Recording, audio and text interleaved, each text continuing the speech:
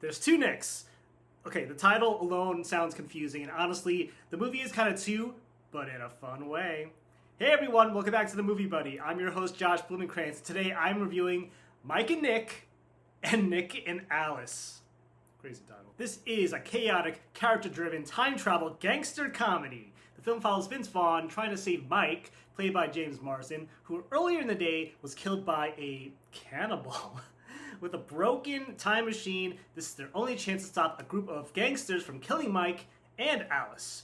You also learn Mike and Alice are having an affair, while Nick, who's married to Alice, is already on the verge of ending things.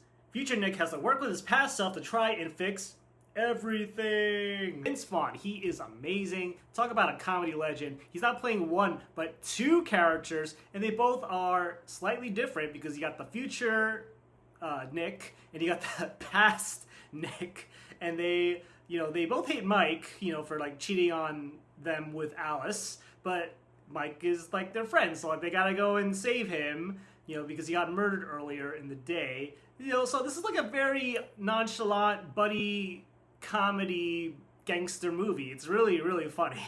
And honestly, I don't know why this movie isn't in theaters. Like, going straight to Hulu, big mistake. I think this movie could have made some decent money for at least a couple weekends, but nevertheless, yeah, Vince Vaughn, he's really good. He's hilarious. His character definitely has a good change throughout the film. I really enjoyed what he was doing. He's just very cool and nonchalant. But yeah, that's why we love Vince Vaughn. James Marsden is also very cool as Mike, and he's very good at his job. He's very good at like shooting, like sharpshooter. He's basically a hitman. They're both pretty much hitman gangster types. They try to like protect stuff and going about their business with, the bad criminals in their business. But yeah, James Marsden, he's very charming. He cares very much about Alice, who's played by Eiza González, who's just killing it. I mean, she was in really good films at South by Southwest. She was in I Love Boosters, and she was in this, and man, she just crushed it. Eiza González, she's very good with the comedy here. She's very caring. She cares about both of these men, but also she wants to like make sure that everybody gets out alive, and like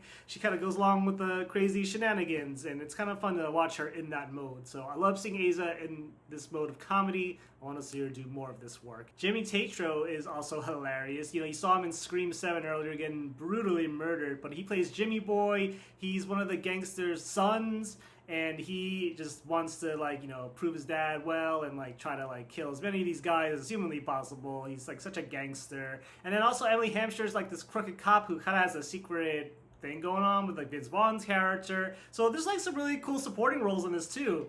They're not heavily featured, but they're in it enough to make a good impact with the comedy and the jokes. But yeah, this was a very good ensemble overall for me.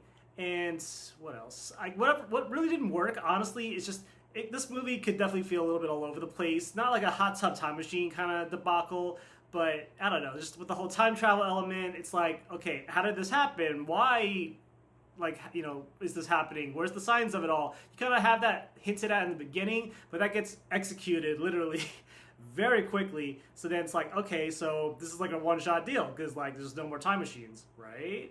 But I don't know. I just wanted a little bit more, and I could have watched more. This movie is about 2 hours, but I could have watched maybe at least another 30 minutes. Honestly, I was having a great time. I saw this at South by Southwest.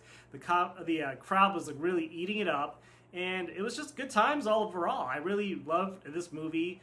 If I honestly had to give a grade on it, I would give it an 8 out of 10. I really, really enjoyed this. It was a crowd pleaser, that's for sure.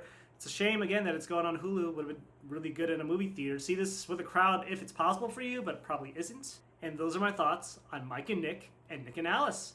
Got the title right. Thank you so much for listening. If you like what you heard, go and hit the subscribe button on the channel. Greatly appreciate your feedback and your support. And remember, when you go to the movies, bring your buddy and talk about movies. Until next time, bye.